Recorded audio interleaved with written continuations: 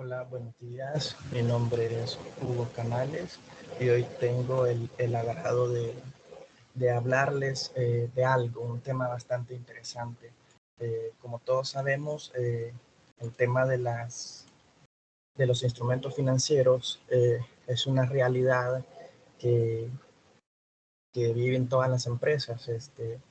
ya sea que estas posean de repente instrumentos financieros por el lado del activo, por el lado del pasivo, o instrumentos financieros que se conocen también como instrumentos financieros de patrimonio, ¿no? Entonces, en ese sentido, es bien importante saber que, como toda contabilidad regulada en El Salvador, es de carácter obligatorio trabajarla con base a estándares internacionales de contabilidad. En ese sentido, vamos a abordar este tema partiendo de la norma internacional de contabilidad 39, instrumentos financieros, en la que se dan a conocer pues, parámetros y situaciones relativas a su reconocimiento y medición. Nosotros somos estudiantes de la Universidad Tecnológica de El Salvador. Conformamos el equipo número 5 de la materia Tendencias e Innovaciones de la Contaduría Pública, materia impartida por el licenciado Walter Amaya. Eh, para adentrarnos un poco en el tema de instrumentos financieros y el abordaje que le da la misma norma internacional de contabilidad, es importante conocer la definición del término de qué es un instrumento financiero, del cual en los párrafos introductorios la misma norma da su propia definición, la cual incluso la pueden citar en otras fuentes y básicamente van a tener información bastante similar, ¿no? Pero como de repente en este caso lo que estamos evaluando y platicando es el tema de los instrumentos financieros con base a la norma internacional de contabilidad número 39, la definición que vamos a dar es la que expresa la misma norma, la cual reza de la siguiente manera. Un instrumento financiero es un contrato que da origen a un activo financiero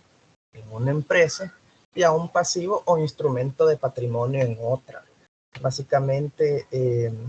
como quien dice, también cumpliendo el principio de partida doble, ¿no? De repente una empresa puede tener un instrumento financiero por el lado de sus activos, en virtud también del tipo de contrato que se esté manejando, ¿no? Y puesto que para la otra va a representar un instrumento financiero por el lado del pasivo o un instrumento de patrimonio o viceversa. El objetivo de esta norma es establecer los principios para la información financiera sobre activos financieros y pasivos financieros, de forma que se presente información útil y relevante para los usuarios de los estados financieros para la evaluación de los importes, calendario e incertidumbre de los flujos de efectivo futuros de la entidad. Si bien es cierto, una de las situaciones importantes de la contabilidad es que si esta es desarrollada de la mejor manera, el producto final, que son los estados financieros, va a ir presentado con información confiable. Esta información confiable, eh, aparte de otras características que tiene que reunir, básicamente es de gran utilidad para los usuarios, sobre todo para aquellos usuarios que van a tomar esa información como punto de partida y base para la toma de sus decisiones. Para el caso de los instrumentos financieros, esto tiene bastante, pero bastante que ver con el tema de los flujos de efectivo futuros, ¿no? Puesto que pudiesen llegar a representar derechos o percepciones de flujos de efectivo futuros, si son instrumentos financieros por el lado del activo, o por el contrario, que se tenga que desprender de recursos económicos para poder cancelar las obligaciones contraídas en virtud del contrato del instrumento financiero, que ésta puede representar un pasivo para la entidad. Entonces, en ese sentido, es bien importante tener bien clara la idea de cómo nosotros como contadores nos vemos en la obligación de reconocer, medir, presentar y revelar la información relativa a este caso en particular de los instrumentos financieros para que los usuarios pues puedan tener un criterio bastante amplio con respecto a las cifras que se les está presentando en virtud de las partidas que integran los balances generales y los estados de resultado y cualquier otra información, bueno, todos los estados financieros, ¿verdad? Continuamos. Dentro de esta norma, si bien es cierto, solo se abarcan los temas de reconocimiento y medición, dos de los temas importantes de toda norma de contabilidad, dado que los otros dos son presentación y revelación. El alcance de esta norma va a ir enfocado realmente siempre al título de la misma, es decir, al reconocimiento y medición de los instrumentos financieros, dejando bastante en claro que es aplicable básicamente a todos los tipos de instrumentos financieros, siempre y cuando estos no se encuentren dentro de las excepciones, las cuales vamos a citar de manera textual a continuación. Número 1, aquellas participaciones en subsidiarias, asociadas o negocios conjuntos que se contabilicen de acuerdo con la NIF 10, estados financieros consolidados, NIC 27, estados financieros separados, o NIC 28, inversiones en asociadas y negocios conjuntos. Esa es la primera excepción. La segunda, derechos y obligaciones surgidos de arrendamientos a los cuales les sea aplicable la NIC 17, la NIC de arrendamientos. Los derechos y obligaciones de los empleados derivados de planes de futuro hacia los empleados a los que se les aplique la NIC 19, beneficios a empleados. Los instrumentos financieros emitidos por la entidad que cumplan la definición de un instrumento de patrimonio, según la NIC 32. Además, quedan excluidos del alcance de esta norma los derechos y obligaciones surgidos de un contrato de seguro, según la NIF 4, que sean diferentes a los derechos y obligaciones de un emisor procedente de un contrato de seguros que cumple la definición de contrato de garantía financiera, o un contrato que esté dentro del alcance de la NIF 4 por contener un componente de participación discrecional. Otra de las excepciones es los contratos a término entre un adquirente y un accionista que vende para comprar o vender una adquirida que da lugar a una combinación de negocios dentro de los alcances de la NIF 3, combinación de negocios a una fecha de adquisición futura. Compromisos de préstamos diferentes a los compromisos de préstamos descritos en el párrafo 2.3 de esta norma. Instrumentos financieros, contratos y obligaciones derivadas de transacciones con pagos basados en acciones a los que se les aplica la NIF 2 relativa a los pagos basados en acciones. Otra de las excepciones también es derechos a recibir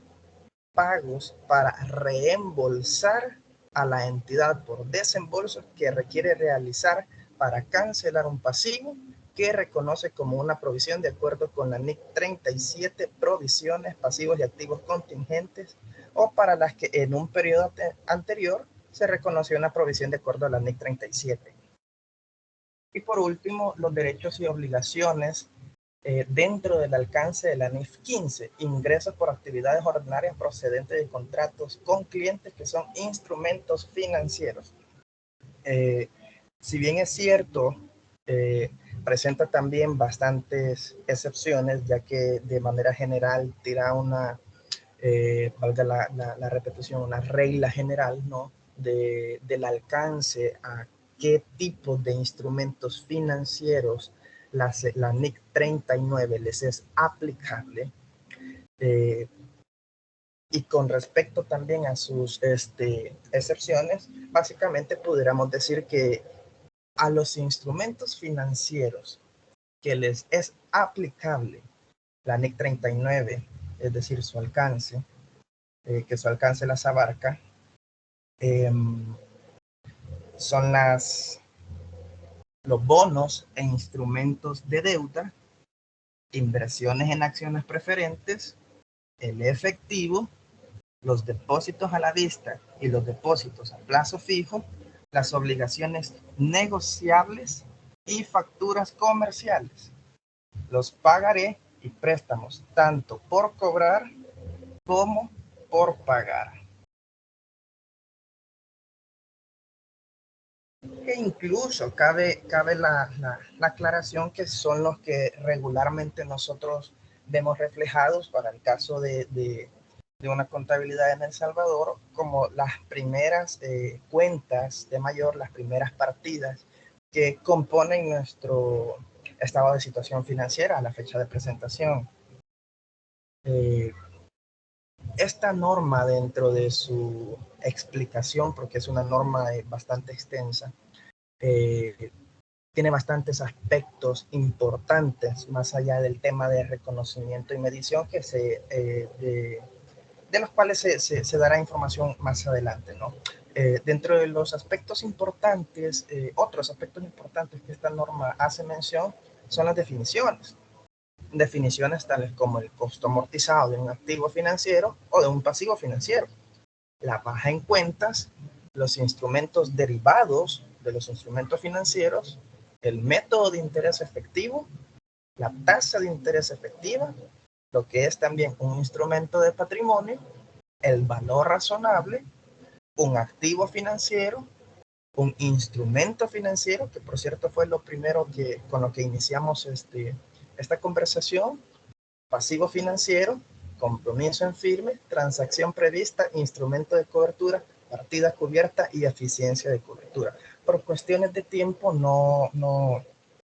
vamos a mencionarlas todas, pero sin embargo vamos a compartirles unas cuantas definiciones de los términos con los que regularmente no estamos muy relacionados, dado que, por ejemplo, la baja de cuentas, si bien es cierto, no la vamos a mencionar de momento, va a tener su explicación para el caso de activos y pasivos. El método de interés efectivo lo vamos a abordar cuando también estemos platicando el tema de la medición posterior. El instrumento de el valor razonable también lo vamos a ver más adelante, lo que es un instrumento de patrimonio, pues con la definición de activo y de instrumentos financieros de activo y pasivo podemos deducir que un instrumento de patrimonio es aquel instrumento donde hay participación en los activos, en la totalidad de los activos, deducido en la totalidad de los pasivos, ¿verdad? Y así otro, ¿verdad? Entonces, en ese sentido, vamos a dar una breve explicación de lo que son aquellos términos con los que de manera regular no se están tan familiarizados. Por ejemplo, el término de compromiso en firme. El compromiso en firme es un acuerdo vinculante para intercambiar una determinada cantidad de recursos a un precio determinado, en una fecha o fechas futuras específicas. Esa es una de las definiciones que la norma también da y que no suele tener mayor dominio a veces de toda la gente. Entonces, en ese sentido es bien importante. La norma considera a bien incluso dar una definición amplia de y otros términos como el que sigue a continuación, que es una transacción prevista, que es una operación futura anticipada, pero no comprometida, a diferencia de lo que era el término anterior de un compromiso en firme. Otra definición es un instrumento de cobertura. Como mencionábamos anteriormente, existen instrumentos derivados de los instrumentos financieros. Entonces, ¿qué es esto? Por ejemplo, los instrumentos de cobertura, lo cual es un derivado designado o bien un activo financiero o pasivo financiero no derivado cuyo valor razonable o flujos de efectivo generados se espera que compensen los cambios en el valor razonable o los flujos de efectivo de la partida cubierta designada. La otra definición es una partida cubierta. Esto es un activo, un pasivo, un compromiso en firme una transacción prevista altamente probable o una inversión neta en un negocio extranjero que expone a la entidad al riesgo de cambio en el valor razonable o en los flujos de efectivo futuros y es designada para ser cubierta. El último término, bueno, uno de los últimos términos es eficacia de la cobertura. Y esto no es nada más que el grado en el que los cambios en el valor razonable o los flujos de efectivo de una partida cubierta directamente atribuibles al riesgo cubierto se compensan con los cambios en el valor razonable o en los flujos de efectivo del instrumento de cobertura. En síntesis, este término es el grado en el que la partida cubierta está cubierta con mayor garantía, con mayor seguridad o con mayor eficacia.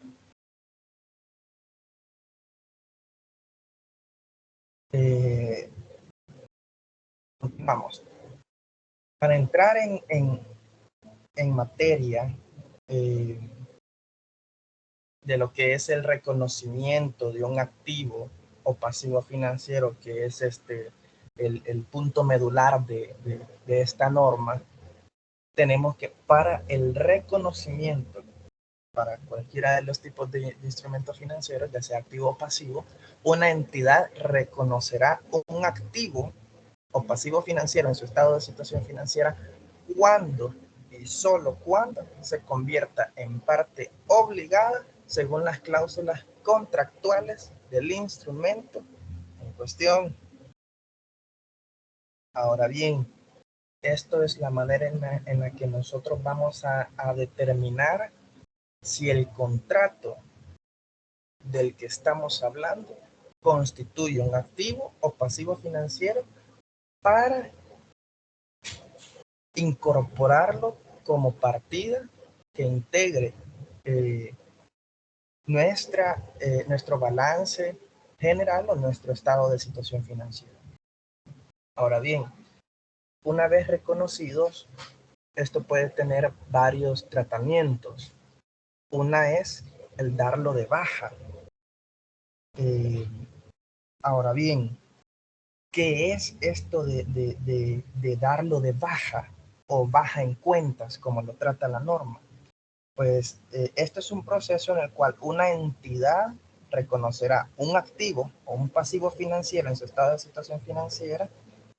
cuando se convierte en parte obligada según las cláusulas contractuales del instrumento en cuestión y ha determinado que ya no posee ni los beneficios ni las obligaciones hacia manera general, ¿verdad? Y por lo tanto se da de baja. Sin embargo, para el caso de las cuentas que tengan o que incorporen activos financieros,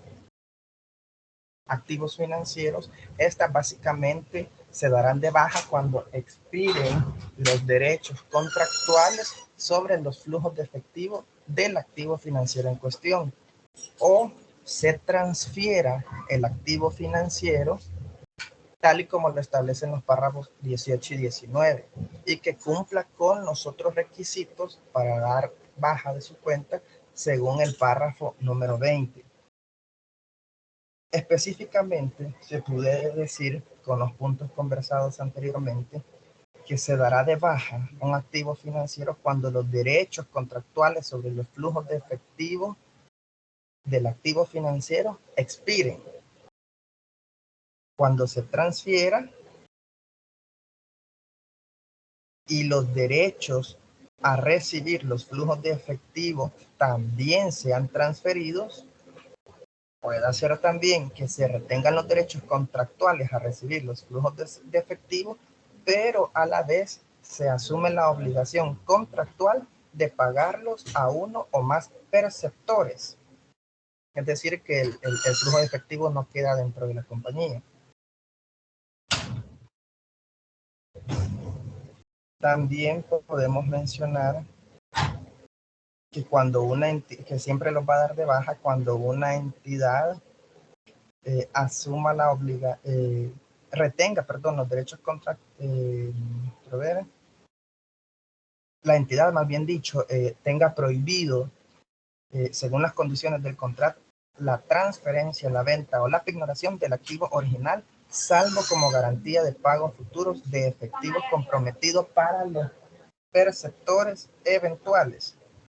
También cuando la entidad quede obligada a remitir sin retraso significativo cualquier flujo de efectivo que cobre en nombre de los eventuales perceptores. También se puede dar de baja cuando transfiera de manera sustancial los riesgos y ventajas inherentes a este contrato. Si también la entidad retiene de manera sustancial los riesgos y ventajas a la propiedad de dicho activo financiero. También si la entidad no transfiere ni retiene de manera sustancial todos los riesgos y ventajas inherentes a la propiedad del activo, cuando la entidad no tiene el control también, no deberá de continuar reconociéndolo como un activo financiero en la medida de que se presenten cifras, no porque ya no presenta como tal beneficios futuros, ni a percibir los derechos, ni a percibir los flujos de efectivo futuros. Eso era por el lado del activo. Por el lado del pasivo, básicamente la baja en cuenta de un pasivo financiero se da por 4 razones. La primera es cuando una entidad decide eliminar de su estado de situación financiera dicho pasivo financiero o parte del mismo. Pero esto lo tendría que hacer solo cuando se haya extinguido. Esto es cuando la obligación específica en el correspondiente contrato haya sido pagada, cancelada o que el contrato haya expirado. La segunda condición para dar de baja un activo, un pasivo financiero, es una permuta entre un prestamista y un prestatario de instrumentos de deuda con condiciones sustancialmente diferentes, dentro de los que se contabilizará como una cancelación del pasivo original, reconociéndose un nuevo pasivo financiero. Es decir, que estaríamos dando de alta uno para dar de baja el anterior, uno nuevo por dar de alta, por dar de baja el anterior. La tercera es la diferencia entre el importe en libros de un pasivo financiero que ha sido cancelado o transferido a un tercero y la contraprestación pagada. El último escenario bajo el cual se puede dar de baja un pasivo financiero es que si una entidad recompra una parte de un pasivo financiero, esta distribuirá su importe en libros previo entre la parte que continúa reconociendo y la parte que da de baja, en función de los valores razonables relativos de una y otra a la fecha en que se recompra. Ese era el apartado 1, si lo quisiéramos visualizar de esa manera, de lo que abarca la norma financiera, que era el reconocimiento. Ahora, con el tema de la medición, que es el segundo punto, la norma lo presenta, al menos una definición general, tanto para los activos y financieros, que la medición inicial es que al reconocer inicialmente un activo o pasivo financiero, una entidad lo medirá, aquí viene el cómo, a su valor razonable, más en el caso de un activo o pasivo financiero que no se contabilice el valor razonable, con cambios en resultados se deben de incorporar los costos de transacción que sean directamente atribuibles a la compra o emisión del mismo. Por ejemplo, para el caso de lo que es más común, ¿verdad? Préstamos con los cuales se suele pagar gastos de escrituración, gastos de abogado, honorarios de abogado, algún tipo de comisión, intermediación, etcétera, y todos estos pues deben conformar parte integral del costo directamente atribuible por la adquisición de ese instrumento financiero, que para el caso del ejemplo pues constituye un pasivo, ¿no? Al menos para quien lo adquiere y quien lo otorga un activo. Ahora bien, esta es la idea general, ¿no? Sin embargo, también la misma norma hace mención de de manera segregada para el caso de los activos en cuanto a cómo debemos de realizar la medición posterior,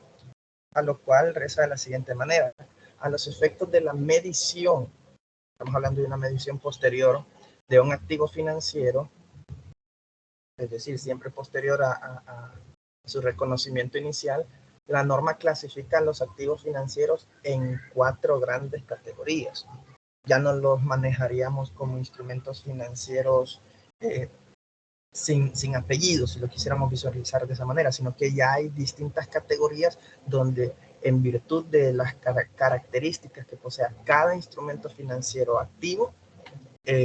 así se va a representar su medición. La primera es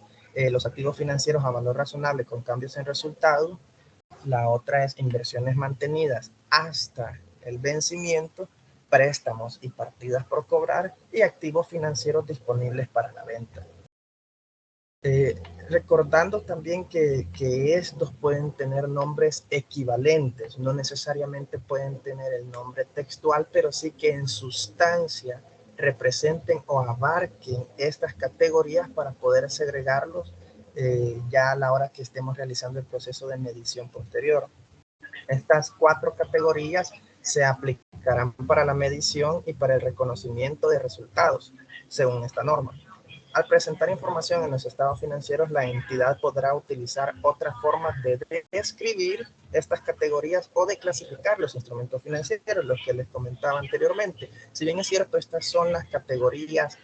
sugeridas, pudiéramos llamarlo así, de la misma norma, sabe que dentro de cada empresa o cada tipo de legislación, o incluso con base a las políticas contables que adopte la entidad, estas pueden poseer otro tipo de denominación o clasificación, pero siempre es importante hacer la segregación en virtud de las características específicas para poderlos agrupar y no mantenerlos en cuentas dentro de una sola cuenta, todos, o en cuentas mezcladas, ¿no? Que de repente pudieran no dar una identidad real de lo que realmente compone y constituye esa partida de activo financiero. Después del reconocimiento inicial, una entidad medirá los activos financieros, incluyendo aquellos derivados que sean activos por sus valores razonables sin deducir los costos de transacción en que puede incurrir en la disposición del activo, salvo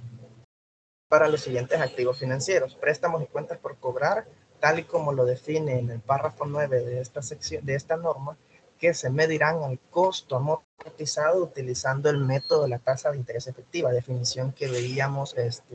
unos instantes atrás.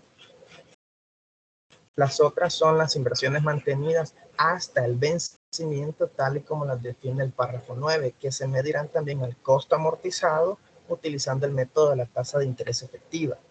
También las inversiones en instrumentos de patrimonio que no tengan un precio de mercado cotizado en un mercado activo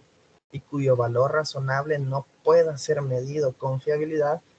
y los instrumentos derivados que estén vinculados a dichos instrumentos de patrimonio no cotizados y que deban ser liquidados mediante su entrega, que se medirán al costo. La misma norma establece que cuando cualquier tipo de partida, pero para el caso una partida que constituya un instrumento financiero por el lado del activo, deba medirse después de su reconocimiento inicial a valor razonable, siempre y cuando también esto no constituya un esfuerzo desmedido para que la entidad pueda medirlo de esta manera. Ahora bien, si esto no se puede realizar porque representa un esfuerzo bastante complicado para la compañía, la misma norma hace la otra opción de cómo poderlos medir, que para el caso es una medición al costo. Para el caso de los pasivos financieros, la medición posterior, que es, valga la aclaración, después de la inicial, una entidad medirá todos sus pasivos financieros al costo amortizado utilizando el método de tasa de interés efectiva, menos a los pasivos financieros que se contabilicen a valor razonable con cambios en resultados. Tales pasivos, incluyendo los derivados, que sean pasivos, se medirán al valor razonable, con la excepción de los instrumentos derivados que, siendo pasivos financieros, estén vinculados con él y deban ser liquidados mediante la entrega de un instrumento de patrimonio no cotizado, cuyo valor razonable no pueda ser medido con fiabilidad, que se medirán al costo. Los pasivos financieros que surjan por una transferencia de activos financieros que no cumplan con los requisitos para su baja en cuentas o que se contabilicen utilizando el enfoque de la implicación continuada. Los contratos de garantía financiera, según lo define el párrafo 9, y los compromisos de concesión de préstamos a una tasa de interés inferior a la tasa de interés de mercado para instrumentos con características similares. Básicamente ahí concluye lo que es nuestra conversación, nuestra exposición del tema, dejando en claro que solo íbamos a abordar el tema del reconocimiento y medición, que constituyen 2 de los 4 aspectos que toda norma internacional abarca para el tema del tratamiento contable de una partida en específico, puesto que esta norma solo abarca esos 2, porque posteriormente lo que es el marco de referencia de las normas internacionales de contabilidad posee una norma en específico que contiene los otros 2 elementos. Por lo tanto, solo nos quedamos con el tema de reconocimiento inicial y medición posterior. A manera de conclusión, pudiéramos decir que todas las entidades actualmente presentan transacciones que constituyen partidas y que éstas integran instrumentos financieros, ya sea por el lado del activo, por el lado del pasivo, o incluso instrumentos financieros de patrimonio. Es importante tener como referencia el marco de información financiera para poderlos presentar, reconocer, medir, presentar y revelar de la manera más confiable, para que cuando se puedan presentar informes, cifras o estados financieros, los usuarios de esta información financiera tengan la capacidad que al leer dichas cifras, dichos informes, tengan la certeza de que las decisiones que van a tomar hacia el futuro están basados en información que cumple con las características exigidas por todo marco de información financiera estándar, que para el caso en particular estamos hablando de las normas de información financiera, normas internacionales de contabilidad, aplicando para el caso de los instrumentos financieros, tanto a nivel de reconocimiento y medición, la norma número 39. Entonces, eso sería todo. Esperamos que haya sido de su total agrado y esperamos más adelante ver si contamos con una participación adicional, agradeciendo también el tiempo que le han dedicado a visualizar esta presentación, y también pues al licenciado Walter Amaya, que siempre nos colabora en asignaciones de temas que constituyen bastante importancia para el fortalecimiento del conocimiento y del juicio profesional de los contadores, o al menos de los que incluso estamos en formación. Entonces, esto vendría siendo todo y muchas gracias.